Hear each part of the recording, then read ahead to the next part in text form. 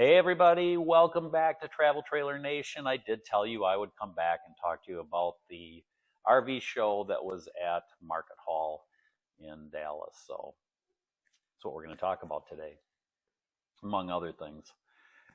This isn't the Dallas Super Show sale that goes every February and March, but you probably wouldn't know the difference. This is the Southwest RV Super Show. So it's fewer dealers, at least that's the way it appears to me. Fewer dealerships, but just as many RVs. I mean, inside and out. So if you went there, you probably wouldn't even notice the difference between the two shows. That would be my take on it. I typically look for trends when we go to these shows, like what's changing in the marketplace, what are we seeing from year to year. And I think if you remember a couple years ago when Tammy and I went to that show, we noticed that there was a move towards more residential bathrooms. And that came at the expense of either cutting room out of the living area or cutting room out of the bedroom. And as most of you know, once you start cutting room out of the bedroom, it starts to get kind of hard to navigate around the bed. And when you take it out of the living room, I mean, you know, that's just a loss. And unfortunately, you know, most people, they don't spend their lives in the bathroom. So having like some enormous residential bathroom where you're really not going to spend that much time, I think is probably short-sighted. And if that's where you're living when you're on the road, you probably shouldn't be on the road. That's my take on it. So what did we see this year as far as trends? The main trend that we saw is the bathrooms did seem to go back to what you would normally see.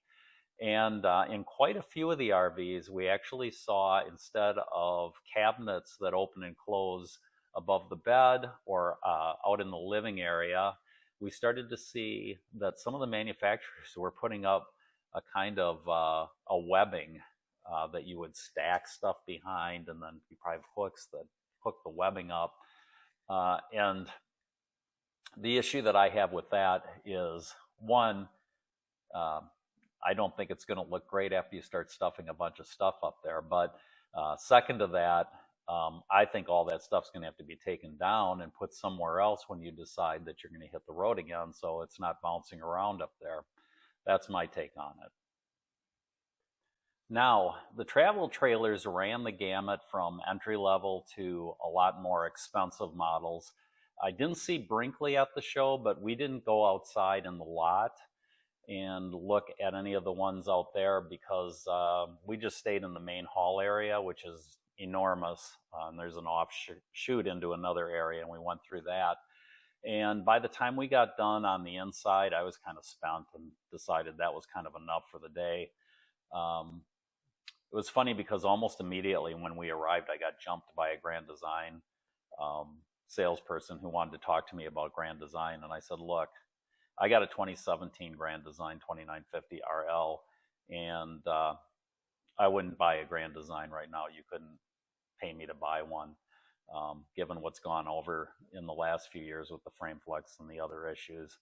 And his response was, I understand. That was it. So on I went. But I think you guys all know that I'm very happy with the 2950 that I got, that I bought in 2017. But I just have a problem supporting a company that seems to be pushing back on a lot of its customers that are absolutely crushed from having frame flex issues. So while they may not be the only RV company out there that's got some frame flex issues going on, I probably shouldn't say frame flex because they all have a certain amount of flex that goes on, but abnormal frame flex that's leading to, you know, cracked sidewalls, frames, whatever you want to say. While they're not the only ones, they seem to be the torchbearer at this point. You may also remember that I said in the past, nothing that I've seen since 2017 really made me think about buying another travel trailer, and that may have changed this time. Why? Well, I always told Tammy that if we were to buy another travel trailer, there would be 5 things that I would want that don't exist on the Imagine. 1, Azdel construction. 2, solid surface countertops. 3, PEX plumbing throughout. 4, no Schwintex slides even though I am kind of an expert on, changing out motors now and everything. And then I would love to have an outdoor kitchen. That one is probably not as much of a showstopper as the rest of them, but there was something about having the outdoor kitchen on the Jayco that really appealed to me after initially thinking that was something I wasn't ever going to use. Now, surprisingly, the Alliance Delta 294RK seemed to hit every one of those boxes. It did have one major drawback, which we'll discuss in a minute. But first, let's just talk about Alliance RV in general. They were formed in 2019 by two brothers, and in a short amount of time, they've garnered a pretty good reputation for building a quality, well-designed RV. And they're also designed for full-time living, which you don't usually hear that.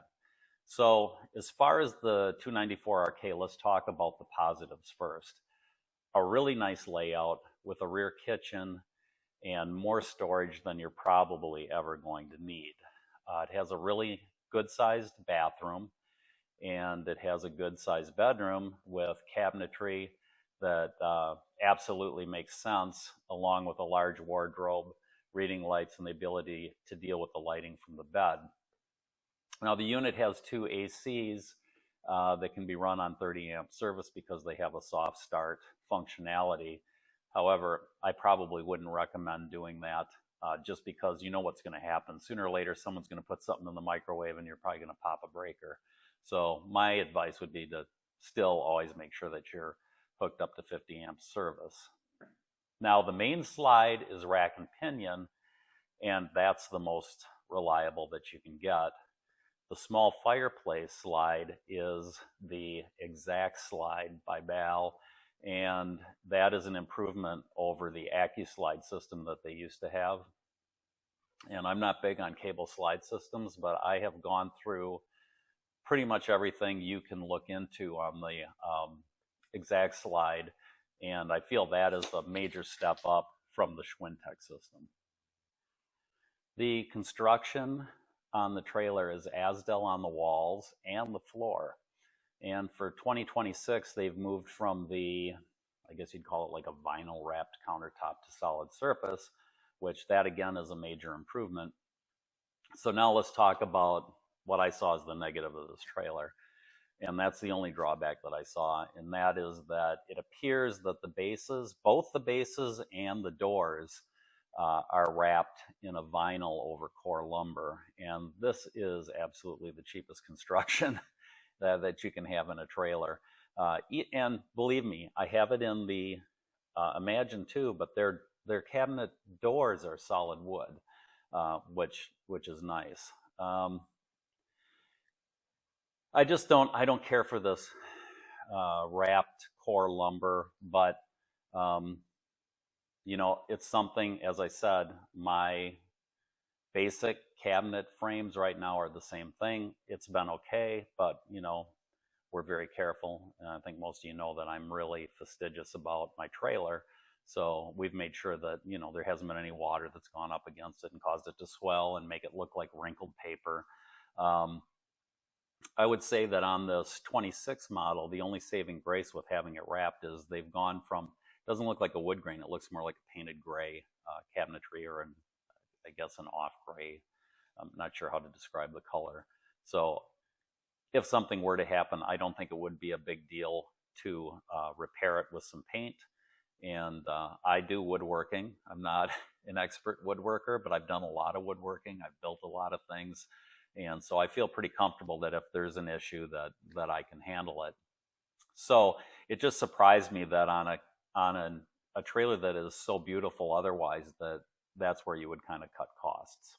Back in 2007, Coachman put out their 288 RKS. I believe that was what the number is. It's the one that we had. And it had real wood cabinetry everywhere.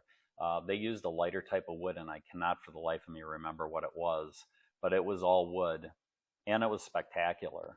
And I think that's where Delta probably needs to go.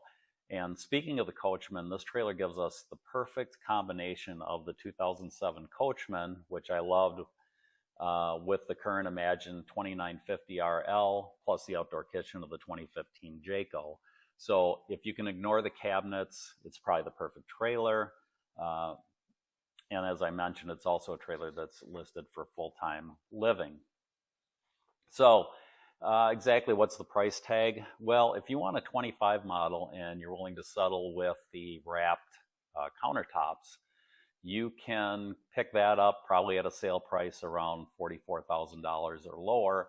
If you're looking at a 26 model, they are starting that at around 62. So you really need to go in there and dicker with them and get them down to near that $44,000 price range if you can. I think you'd be fine if you do that.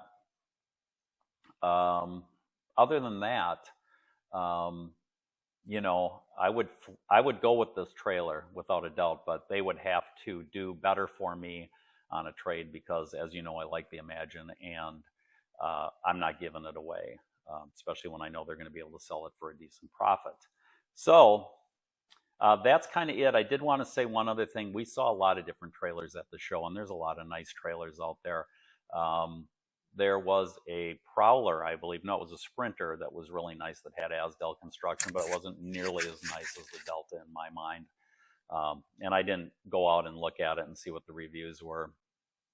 But that's kind of where I'm at on the Delta. So we'll see what happens.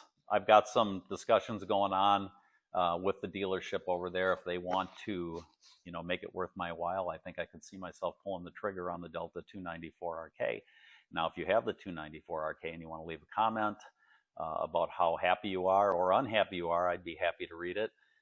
And also, please like and subscribe for more content. And until next time, happy camping.